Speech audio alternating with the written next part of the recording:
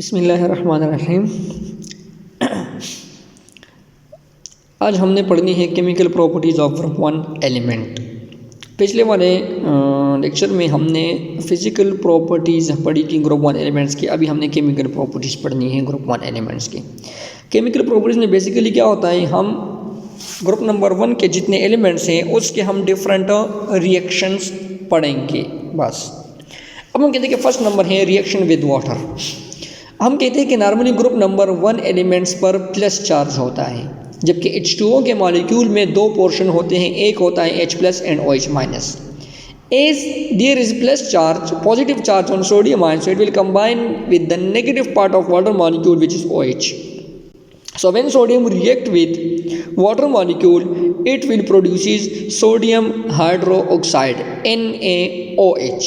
ये आपके पास क्या बनाएगा, सोडियम हाइड्रोक्साइड बनाएगा NaOH, जो कि हमारे पास क्या है, बेस है।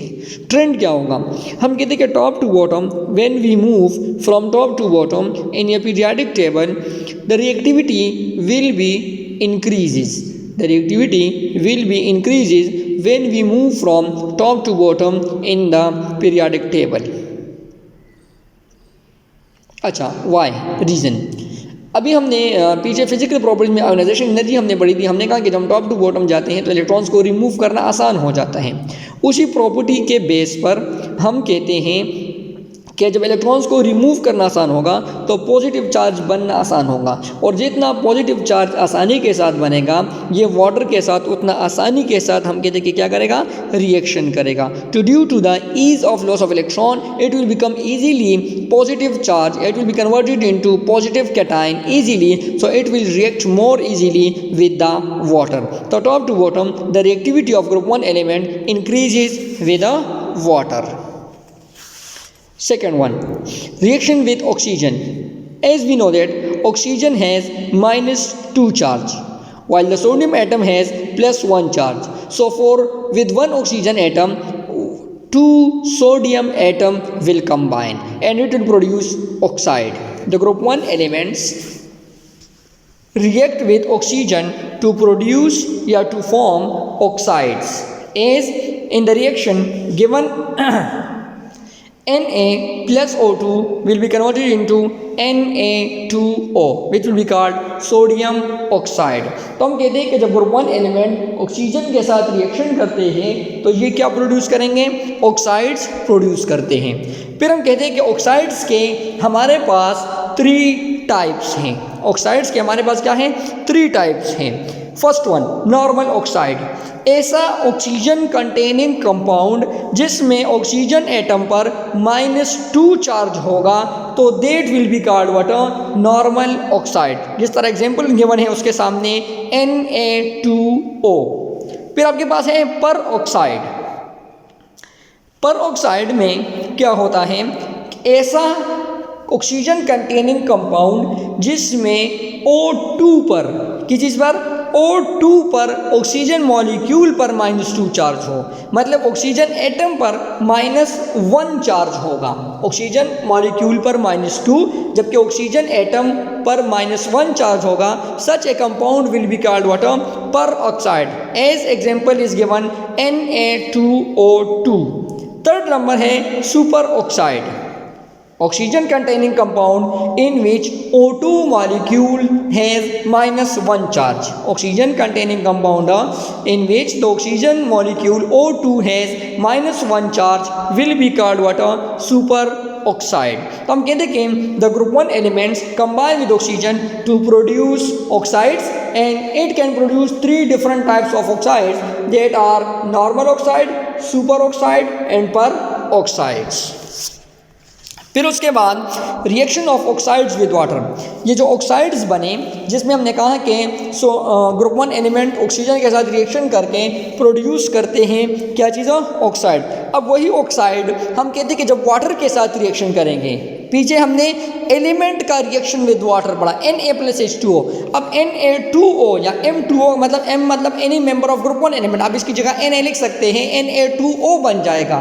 तो हम कहते हैं कि ये जो Na2O है या M2O है, oxides of group one element when react with water molecule it will produces hydroxide basis.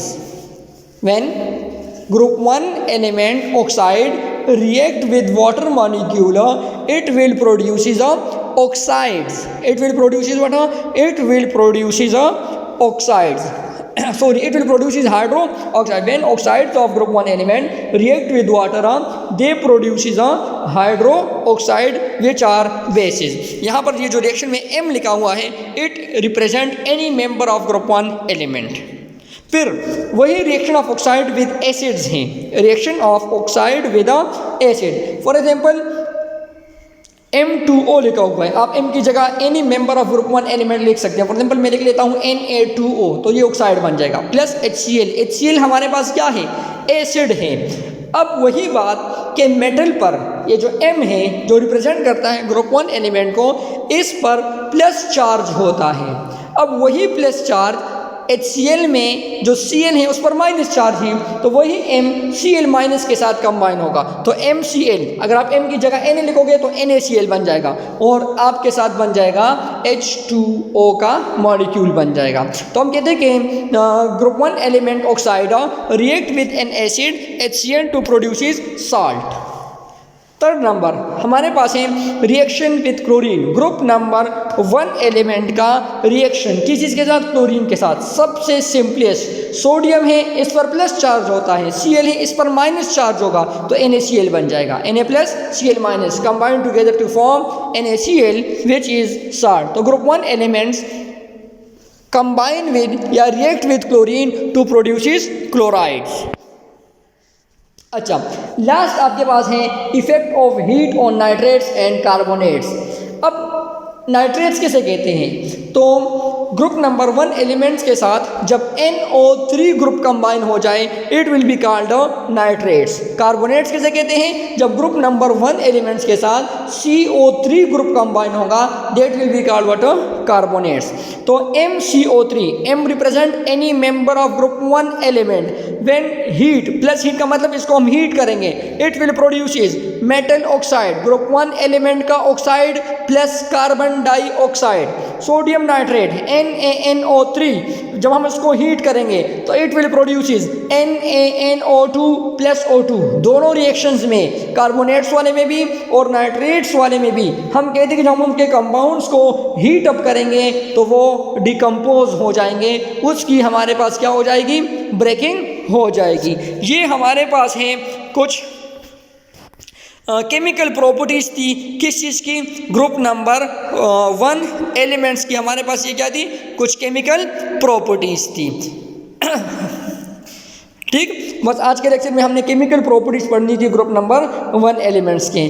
Thank you so much. अल्लाह हाफिज़.